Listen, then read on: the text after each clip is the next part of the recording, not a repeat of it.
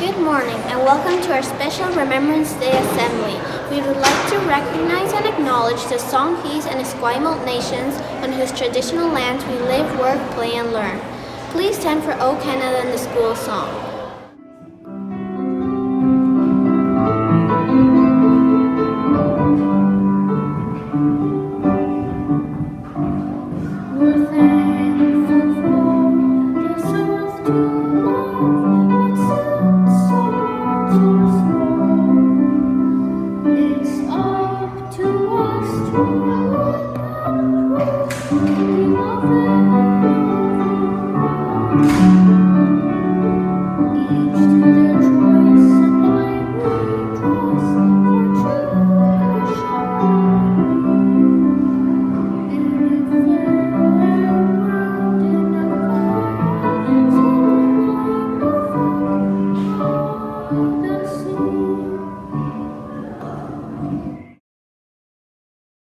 I am free to stand up for what I believe in. I am free to say what needs to be said.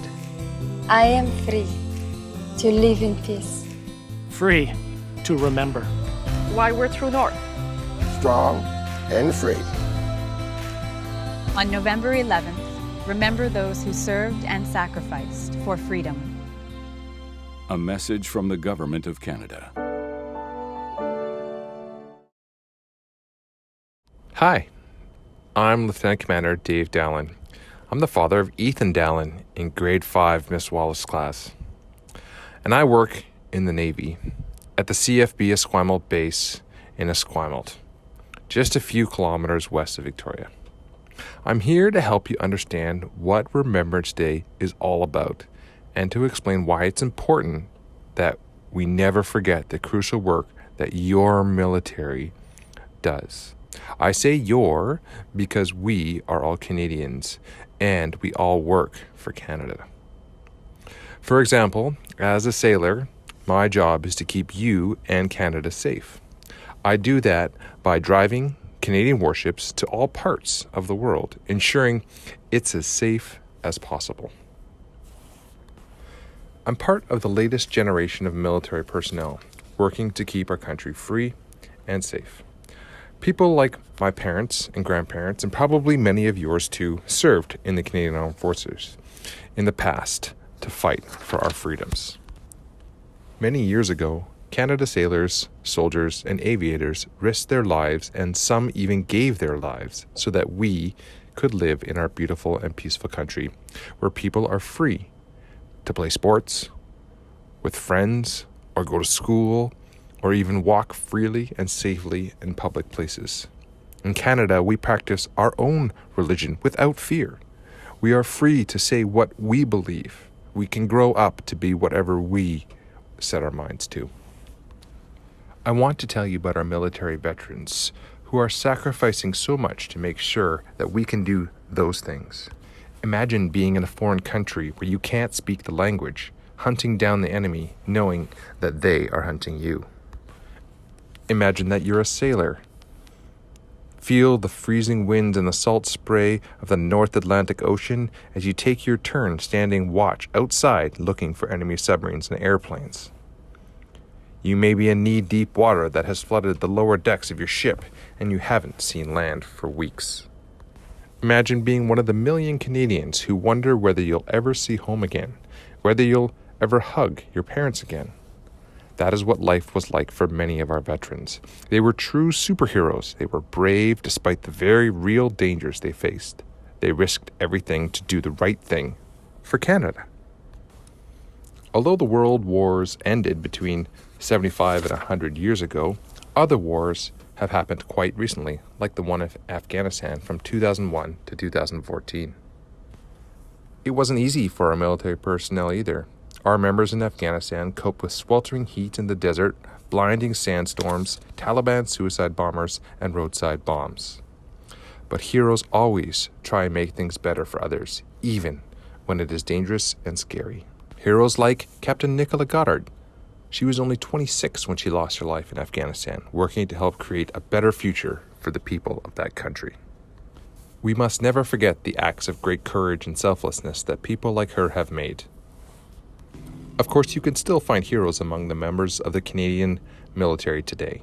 They continue to take great risks to protect yours and my family, just like our veterans did.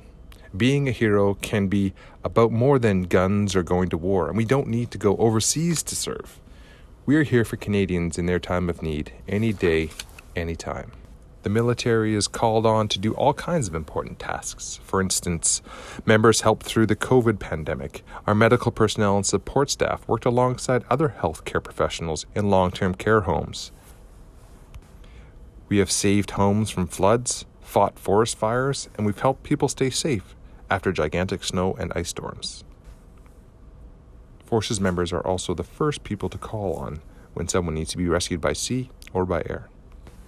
I wear this poppy close to my heart to show how much I appreciate all the things that veterans and everybody in the military have done. It's a way to say thank you. It makes me so proud to see young people like you show your support for our brave veterans and for our Canadian Armed Forces members by wearing your poppy too. You may have heard people say, lest we forget. It means we must never forget those whose job it is to protect Canadians and our country. One way to do that is by learning about the military and our veterans from your teachers and people like me. So thanks for inviting me to tell you about some of them today. I encourage you to keep asking questions so that you can learn more about this important work. The history that I've talked about today is part of your history, and as you grow up, I hope I can count on you to keep veterans' memories alive. If you do, they will live on forever in our hearts, as they have laid down forever for our freedoms.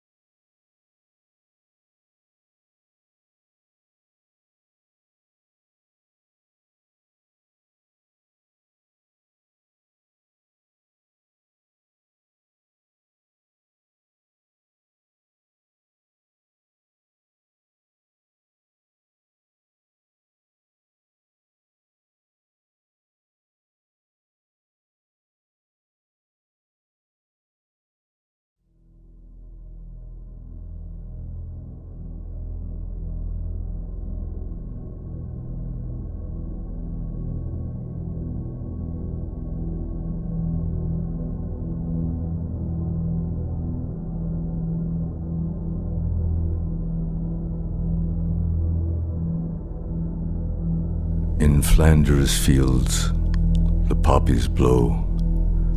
Between the crosses row on row that mark our place, and in the sky the larks, still bravely singing, fly, scarce heard amid the guns below. We are the dead.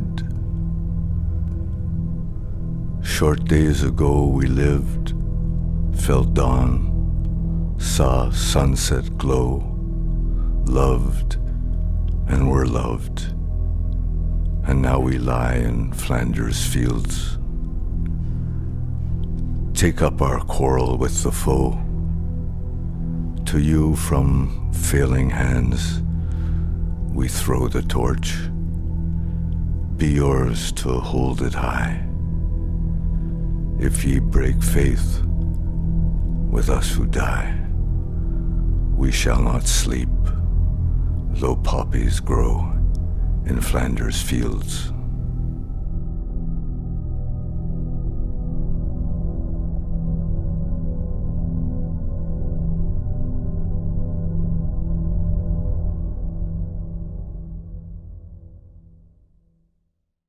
Thank you very much. We hope you have a safe midterm break, and on Wednesday, November 11th, please take some time with your family to talk about the importance of Remembrance Day.